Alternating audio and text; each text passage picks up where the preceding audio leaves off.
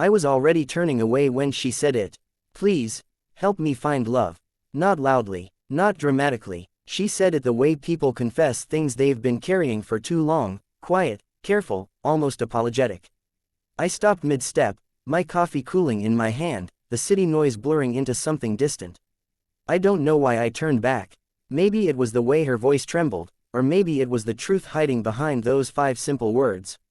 I didn't know then that one honest question, asked a few minutes later, would follow me for the rest of my life.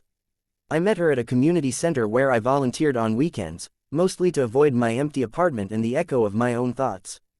The center sat between a closed-down bookstore and a laundromat that smelled of soap and old memories.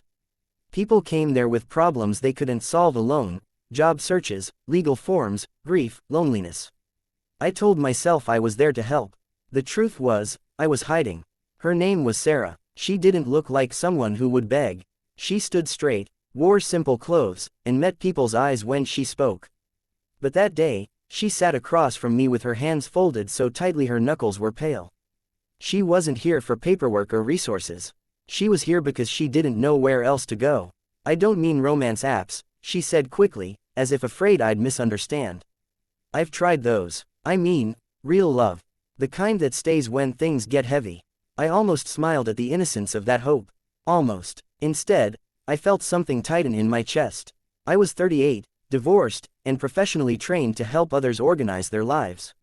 Love, however, was the one subject I avoided like a closed door in a burning house.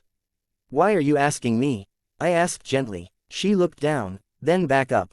Because you listen, and because you look like someone who once believed in it. That sentence landed harder than anything she could have accused me of.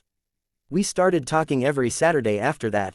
At first, I framed it as guidance, conversations about self-worth, boundaries, patience. She listened carefully, asked thoughtful questions, and smiled in a way that made you feel seen rather than admired. Slowly, without either of us naming it, our talks became the thing I looked forward to most each week. Sarah told me about her childhood, about growing up watching her mother love quietly and suffer loudly. About learning early that affection could be temporary and promises fragile. She told me about the men who came and went, some kind, some careless, none willing to stay when her fears surfaced. I don't think I'm unlovable, she said once. I just think I don't know how to let someone love me without testing them. I understood that more than I wanted to admit. I told her less about myself. She knew I had been married. She knew it ended badly. She didn't know that I still slept on my side of the bed, leaving the other untouched, like a boundary I didn't know how to cross again. Weeks turned into months. The seasons shifted outside the center's dusty windows. And somewhere along the way, the line between helping and caring blurred. One Saturday, she didn't come. The next Saturday, neither did she. I told myself not to worry. People disappear all the time. Lives change. But the third week, when I saw her sitting on the steps before I even unlocked the door, relief washed over me so suddenly I had to pause. I'm sorry, she said before I could speak. I needed time. For what? I asked. She hesitated, to decide if I was brave enough to ask you something. Inside, we sat in our usual chairs. The room felt smaller, heavier. She took a deep breath, then looked at me with a steadiness I hadn't seen before. You keep helping me understand love, she said. But I need to know something first. I nodded. Okay. Her voice didn't shake this time. Why did you stop believing in it? The question hit me like cold water. No one had ever asked me that so directly. Friends avoided the topic. Family spoke in careful clichés. But here she was, asking not out of curiosity, but necessity, as if the answer would determine whether she could keep hoping. I opened my mouth and closed it again. Finally, I said the truth. Because I gave everything to someone who stopped choosing me, I said. And when they left, it felt like proof that love is temporary by design.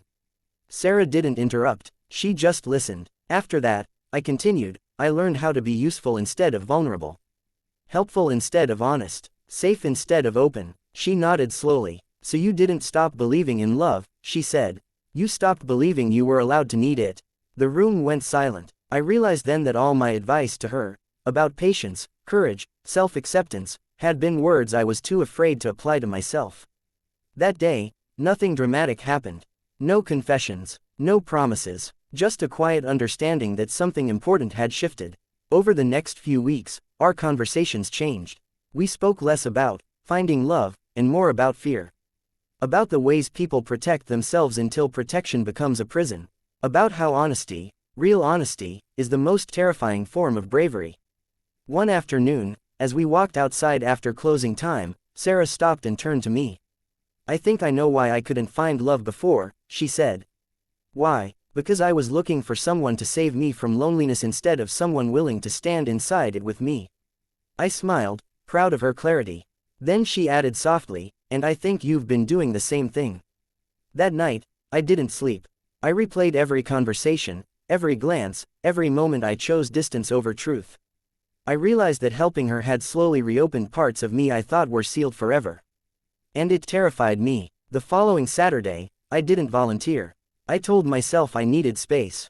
Time to think. But the truth was simpler. I was afraid of what might happen if I stayed. The next week, I returned. Sarah was already there. She stood when she saw me, her expression unreadable. We sat down, neither of us speaking at first. "I thought you might not come back," she said finally. "So did I admitted.